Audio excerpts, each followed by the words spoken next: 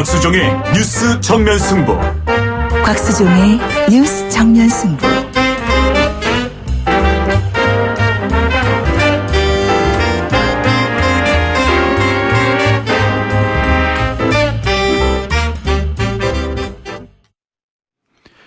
주파수 94.5 YTN 뉴스 FM 곽수종의 뉴스 정면 승부 3부 시작하겠습니다.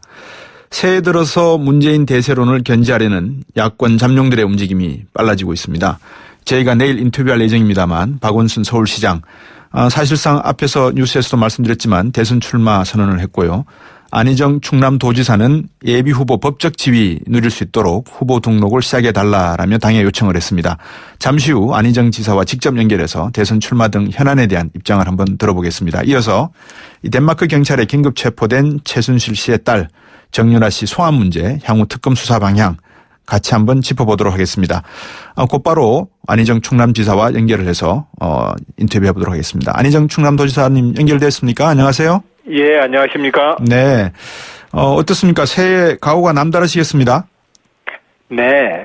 2017년 차기 정부 구성을 위한 대통령 선거가 예정되어 있습니다. 네. 민주당의 후보로서 새로운 대한민국의 그 미래를 향해서 네. 저도 열심히 준비하고 도전하겠습니다. 네. 어제 정윤현 새해 첫 일정이 무엇이었습니까? 예, 보은공원을 방문해서 네. 보은공원에 우리 선열들께, 애국 네. 선열들께 그 한 해의를 잘 부탁드리는 그 방문을 했습니다. 네. 그 방명록에 글을 쓰셨죠? 네. 어떻게 쓰셨습니까? 예, 민주주의에 대해서 썼습니다. 민주주의에 대해서. 네, 민주주의가 평화를 만들고 우리의 미래를 만든다라고 하는 그러셨군요. 말씀을 올렸습니다. 어떤 의미였습니까? 예, 민주주의만이 유일한 답입니다. 어떤 경우든 우리 사회의 모든 갈등과 대립은 민주주의를 통해서 풀어야 합니다. 네. 현재의 박근혜 최순실 게이트도 네. 민주주의를 제대로 하지 않았기 때문에 생겨난 문제입니다. 네, 우리나라는 헌법 1조에 보면 민주공화국이다라고 나와 있고 그죠? 네. 모든 권력은 국민으로부터 나온다는 조항도 분명히 들어 있습니다만은 그 민주주의의 민주주의 아니 우리 안 지사께서 생각하고 있는 역할 민주주의 회복이라고 하셨는데 저는 회복이라 그래서 언제 한번 우리가 민주주의를 잃었던 적이 있었는가라는 생각도 좀 들고요. 네. 회복을 말씀하셨는데 역할은 회복이라고 제가 하지는 않았습니다. 아 그렇습니까? 예, 더 좋은 민주주의를 그리고 또 모든 문제 해결은 역시 민주주의를 통해서만이 그렇군요. 가능합니다. 이 말씀을 올렸습니다. 더 좋은 민주주의란 어떤 민주주의를 말씀하시는 겁니까? 이제까지 우리는 48년 헌법을 만들고 나서 독재자, 네. 쿠데타를 무찌른 역사였습니다. 네. 독재를 통해서 인권을 탄압하고 네. 총칼로 권력을 차지하는 그런 주권 재민의 민주주의의 근간을 깨는 그런 독재 세력과 싸웠고 네.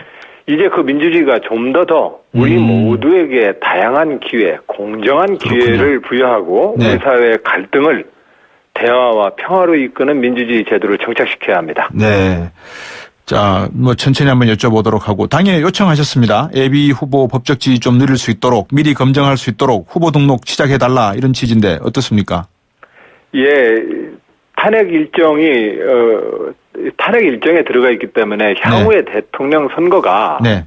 언제 어떻게 치러질지 예측이 불가능합니다. 네. 그렇기 때문에 지금부터라도 당에서는 이번 대선에 도전하고자 하는 도전 후보자들에게 네. 예비 후보 등록을 받아줌으로써 네. 선거관리위원회로부터 도전자들이 예비 후보의 법적 지위를 부여받게 해달라는 것입니다. 네, 그럼 지금 나오고 있는 이야기가 4말 5초, 그러니까 4월 말이나 5월 초 이야기가 나오고 있는데 그런 예정된 또는 추측 가능한 일정에 맞춰서 당에서 좀 서둘러 달라 이런 말씀이신 거죠? 현재 헌법재판소의 판결을 네. 저희가 지금 누가 그걸 예측할 수 있겠습니까? 그렇죠. 예, 헌재 심판관님들께서도 최선을 다해서 심의해 주실 것이라 믿습니다. 네.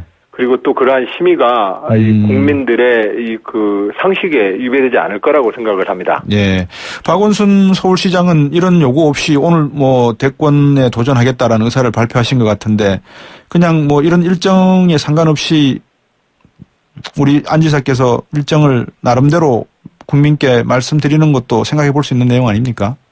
예비 후보로 등록을 해야만 구체적인 네. 이 조직을 만들고 또 선거 준비를 할 수 있는 공간도 만들 수가 있습니다. 그런 테두리 안에서 움직이시기에 좀 당에서 미리 준비를 해달라 이 말씀이군요. 그렇습니다. 네. 예, 합법적으로 네. 예비 후보로서 도전자로서 경선을 임할 수 있도록 그렇군요. 받아달라는 요청입니다. 제가 안 지사께서도 지금 약간 좀 당황스러우실 수가 있는 게 제가 이 예정된 질문하고 순서가 맞지 않게 질문을 많이 드리는 타입입니다. 그래서 네네네. 우리 대통령께서 그동안에 이렇게 직접 말씀하실 수 있는 원고 없이 말씀하실 수 있는 능력이 있는지 없는지도 좀 궁금하고 예. 그래서 그런 차원에서 좀 두서없이 질문하는 게 있더라도 전혀 상관없습니다. 괜찮습니다. 그렇죠. 네네. 지금 지지율이 어느 정도 되신다고 보고 있습니까? 지지율이요? 예. 가장 폭넓은 신뢰도를 가지고 있다고 생각합니다. 폭넓은 신뢰도다. 이게 무슨 네. 말씀입니까? 지금 지지율 조사라고 하는 것은 네. 들쑥날쑥해서 네. 현재의 지지율만 가지고서 기뻐하거나 슬퍼할 일은 아니라고 생각을 합니다. 그렇죠. 예. 네. 옛날에 이회창 후보였을 때도 뭐 20% 넘어가고 40% 넘어갔을 때도 결국은 안 되지 않았습니까? 그죠? 그렇습니다. 저는 예. 저만의 분명한 도전의 이유가 있고 예. 제가 도전하고자 하는 대한민국 젊은 정치인으로서의 대한민국의 미래에 대한 제 소신과 비전이 있습니다. 그 미래에 대한 소신과 비전이라는 게 민주주의에 기초한 것이다 이 말씀이신 거죠? 그렇습니다. 노무현 대통령도 3% 못 넘는 상황에서 결국은 대통령이 되셨는데 그래서 이제 그런 의미에서 지지율은 별로 중요치 않다 이렇게 보실 수도 있겠네요. 예, 현재의 지지율 조사 방식이라고 하는 것은 네. 어떤 참고 사항은 될 수 있지만 네. 저의 도전과 저의 열정, 저의 소신을 꺾을 수 있는 것은 아닙니다. 열정, 소신, 도전 이런 말씀을 해주셨는데 지금 네. 앞에서 말씀하셨습니다. 문재인 대세론 이게 지금 뭐 워낙 난공불락의 요새 같습니다. 어떻게 보십니까? 그건 뭐 길고 짧은 것은 일단 대봐야 되지 않겠습니까? 길고 짧은 걸 대봐야 된다. 예. 예, 경선에 임하면 예. 2017년 예. 대한민국의 국민들께서 선택하시는 새로운 대한민국의 미래, 네. 그 미래에 가장 걸맞는 대통령이라는 지도자는 어때야 되는지 우리는 그것을 놓고 경쟁할 것입니다. 그것이 뭡니까? 미래에 대한 국민들에게 무엇을 들려드려야 되고 무엇을 이해를 시켜드려야지만 대통령이 되신다고 보시는 겁니까? 가장 첫 번째로는 예. 기존에 오랫동안 캐캐묵은 여야 간의 그 진영 싸움을 극복시켜야 합니다. 예. 집권을 하면은 무조건 지지를 하고 또 한쪽에서는 무조건 반대를 하는 이런 여야의 정치 구도를 극복시키는 지도력이어야 합니다. 결국 승자 독식 체제를 타파해야 된다 이 말씀이시군요. 그 이상의 의미가 그 있습니다. 이상의 의미군요. 대통령 도전하시는 분들께서 네. 나를 지지해줘야 되는 어떤 대한민국의 희망을 가지고 지지를 조직해야 합니다. 예. 상대가 못하는 것과 상대를 미워하는 것만 선동을 해서 지지를 얻으면 또 그것이 적극적이든 소극적이든 네. 그런 정도의 여야 간의 정권 교체를 해가지고는 지금 현재 대한민국 국민들이 원하는 미래가 아닙니다. 네. 대한민국은 좀 더 다른 차원의 생산적이면서 발전적인 정치 구도를 만들어야 합니다. 역대 정부를 뭐 감히 제가 평가하기는 그렇습니다만 이명박 정부도 그렇고 문제는 우리 이 지도자 그러니까 대통령도 대통령이지만 대통령과 함께 뜻을 같이 한 분들이 얼마나 지금 방금 말씀하신 데에 대해서 공감을 하느냐. 우리가 흔히 십상시라고 표현하지 않습니까? 이 참모분들이 또 어떤 지금 우리 안희정 지사나 이런 대권을 노리는 분들에게 도움을 주고 있고 철학을 공유하는지 이것도 문제일 것 같은데요. 예, 그것도 매우 중요합니다만 저는 더 중요한 것은 후보자들이 네. 후보자 도전자의 승리가 지지자의 환호 그를 반대했던 사람들의 저주로 갈리게 하면 안 됩니다. 네. 후보자가 도전하는 모든 후보자들은 네. 대한민국의 새로운 미래를 향해서 가자고 제안을 해야 합니다. 네. 다시 한번 여쭙겠습니다. 그러면 미래라고 하는 것을 어디에 둔다라고 첫 번째 말씀은 협치다라고 하셨고요. 합치. 첫 번째는 기존의 여야의 낡은 정쟁 구도에서 벗어나야 된다. 예. 이번 선거는 단순하게 새누리당이 10년 했으니까 이번에 다시 민주당이다. 그런 건 아니다. 그 이상의 의미를 비전을 보여드려야 합니다. 된다. 예. 예. 그 비전에 대해서 일단은 잠깐 내비치실 수 있습니까? 그 비전이요? 네. 그것은 민주주의입니다. 민주주의다. 민주주의를 통해서 우리는 대화와 소통 그리고 또 현재 우리 시대가 안고 있는 모든 갈등들, 남북의 갈등, 미국과 중국의 외교, 안보의 틈바구니에 있는 우리나라의 새로운 미래의 비전, 지금 이제 사드를 놓고 찬반 이렇게 싸우는데 그걸 그죠. 가지고는 대한민국의 안보 외교노선이 될 수 없습니다. 네. 그래서 기존에 찬성 반대하는 정도의 이분법적인 리더십과 정치 비전을 가지고는 대한민국의 국민들이 만족하지 못하실 거고 지지하지 않으실 겁니다. 네. 두 번째는 뭐 보시겠습니까? 그것이 기존의 정쟁 구도를 뛰어넘는 것일 것이고요. 예. 네, 첫 번째가. 예. 두 번째로는 또한 저의 도전은 또한 한 시대의 교체였으면 합니다. 네. 새로운 희망의 선택이었으면 합니다. 네. 대한민국이 1971년 김대중, 김영삼 총재의 40대 기수는 이후 네. 지도력이 전반적으로 좀 교체되지 않고 있습니다. 그렇죠. 이 지도력이 좀 새롭게 교체되어야 합니다. 지도력 말씀을 하셨으니까 그러면 이제 좀 논의를 부드럽게 넘어가기 위해서 개헌 문제로 한번 넘어가 볼까 합니다. 네. 반기문 유엔 전 사무총장도 개헌 논의에 대해서 긍정적이신 것 같고 오직 그 문재인 지금 전 대표와 우리 안희정 지사만이 약간 개헌에 좀 뭐라 그럴까요? 회의적이다 그럴까요? 어떻게 좀 아직은 아니다 이렇게 생각하시는 것 같은데 어떻게 보십니까? 개헌 논의는 저는 당장이라도 좀 해야 된다고 생각을 합니다. 네. 그런데 개헌 내용이 무엇이 될지도 못 정하고 있는 상태에서 네. 다음번 임기를 3년으로 줄이자 어떻게 하자라고 하는 얘기 자체가 너무 성급하다는 겁니다. 그렇군요. 그리고 그런 개헌 논의를 이 대선을 앞두고 나서 이 예. 개헌 논의를 가지고서 선거용으로 개헌을 이용하게 되면 네. 개헌 내용에 대한 내실 있는 논의를 할 수가 없다는 것입니다. 네, 그 문제에 대해서 한번 개헌을 이야기하시는 분들과 진지하게 한번 토론이나 말씀을 나눠보신 적이 있으십니까? 물리적으로 지금 현재 네. 다음번 대선이 몇 개월 앞으로 언제 그렇죠. 될지도 모르는 상황이기 때문에 예. 누가 보더라도 이번 대선에다가 개헌 내용을 걸어놓고 선거를 치르자고 하는 것은 이건 불가능한 일입니다. 아, 그렇게 보신다. 네, 네. 개헌에 대해서 필요성에는 동의하지만 시기적으로 이건 조금 어려울 수 있다 이렇게 보시는군요. 예, 저는 항상 개헌을 강조해 왔습니다. 개헌의 필요성을 강조해 왔습니다. 그것의 예. 핵심적인 개헌의 내용은 지방자치 분권으로 가야 합니다. 그렇군요. 그러니까 중앙집권 시대로부터 지방자치 시대로 가야 합니다. 그래야만 네. 대한민국이 효과적으로 작동합니다. 그게 뭐 통일을 대비한 하나의 또 방편도 될 수 있으니까요. 그렇습니다. 네. 그러면 이제 그 개헌 안에 방금 말씀하신 지방분권 앞에서 우리가 이야기 잠깐 했습니다만 중대선거구 선거구 제도를 통한 어떤 의원 국회의 어떤 개혁 이런 내용, 경제에 대한 내용, 뭐 산업구조의 개편 이런 것들도 다 포함시킬 수 있는 내용이 아니겠습니까? 예. 지금 우리 아나운서님 말씀처럼 그 네. 내용이 얼마나 많습니까? 그렇죠. 예. 그리고 그 내용에 대한 구체적인 우리 국민적 합의를 위해서는 좀 더 국민적 논의기구와 과정을 우리는 좀 밟아야 합니다. 이게 저는 큰 그래서 담론이네요. 예, 제가 대통령이 된다면 네. 이번에 합의된 것만큼 이제 여야 모두가 개헌의 필요성에 공감했으니 예. 개헌을 위한 국민적 논의기구와 개헌 논의 절차를 규정하는 개헌에 관한 특별법을 통해서 논의를 시작하겠다. 이것이 제 생각입니다. 내각제 중심제. 내각 중심제라고 하는 것은 현행 헌법 체제 내에서도 예. 제왕적 대통령제의 폐해를 걱정하는 많은 분들께 제가 말씀을 드리는 것입니다. 예. 현행의 헌법 체제 내에서도 네. 청와대와 대통령이 이런 식으로 독재하라고 써 있는 헌법이 아닙니다. 총리를 국회에서 동의받게 돼 있고 네. 장관도 인사청문회를 하는 나라입니다. 네. 그런 점에서 이 내각이 여야가 포함되는 의회와 내각 중심적으로 운영을 한다면 네. 현행 헌법 내에서도 예. 의회와 행정부, 청와대 간에 이런 양극단적 정치는 극복할 수 있다는 말씀을 드리는 겁니다. 예. 이 끝으로 우리 안 지사가 생각할 때 문재인과 나는 무엇이 다르고 그리고 나와 반기문은 무엇이 다를 수 있다. 간단하게 한번 비교해 주시겠습니까? 예, 저는 접니다. 그래서 비교를 통해서 예. 어떻게 다른가를 얘기하는 것은 참 어려운 저는 저다. 저는 예. 접니다. 그러나 예. 다만 예. 저의 도전은 대한민국 새로운 세대의 도전이 될 것이고 예. 젊은 대한민국을 향한 도전이 될 것이고 예. 기존의 여야 낡은 정쟁구들을 뛰어넘는 새로운 통합의 민주주의 시대로 가자는 도전이 될 것입니다. 저는 그런 점에서 저의 도전은 다르다고 생각합니다. 네. 반기문은 신이 없는 사람이라고 말씀을 하셨고 그래서 우리 안 지사는 신의가 있다라고 봐도 되겠네. 그죠? 예, 대한민국 정치에서 의리함은 안희정입니다. 아, 그렇군요. 네.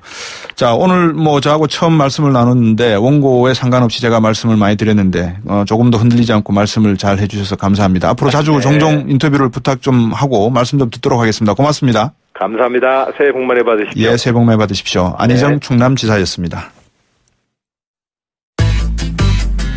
곽수종의 뉴스 정면 승부. 방송 들으시고 의견 있으신 분들은 지금 바로 샵 0945, 샵 0945. 짧은 문자 50원, 긴 문자 100원이 부과되는 휴대전화 문자 메시지를 보내주세요. 오늘 들으신 방송은 YTN 라디오 홈페이지와 곽수종의 뉴스 정면 승부 팟캐스트를 통해 다시 확인할 수 있습니다.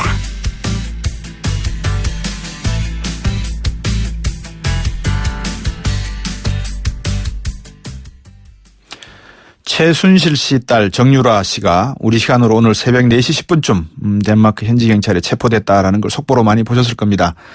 아, 참 이 국민들 속을 많이 상하게 했죠. 이화여대 학사비리, 특검도 수사에 탄력을 지금 받고 있는 것 같습니다. 이 관련해서 김광삼 변호사와 함께 말씀 나눠보겠습니다. 안녕하십니까? 안녕하세요. 예, 이 정유라 씨 국내 소환 가능한 겁니까? 지금 예단할 수 없어요. 어떻게든지. 예단할 수 없다고요? 예, 덴마크에서 체포가 됐는데, 네. 원칙적으로 지금 알려지기로는 불법 체류 때문에 체포된 걸로 알려져 있잖아요. 네네. 그래서 과연 72시간 내에, 강제 네. 추방할지, 네. 아니면 또 어떤 혐의가 없으면 또 24시간 안에 또 풀어줄 수도 있고요. 그런 여러 가지 이제 변수가 존재를 합니다. 이완영 의원이 거기 가 있는 거는 그냥 까마귀 날 때 배 떨어진 거죠? 그렇다고 볼 수 있죠. 네. 근데 이 인터폴의 적색수배 체포령이 내렸던 적색수배라는 게 뭡니까? 색깔이 있습니까? 수배에도?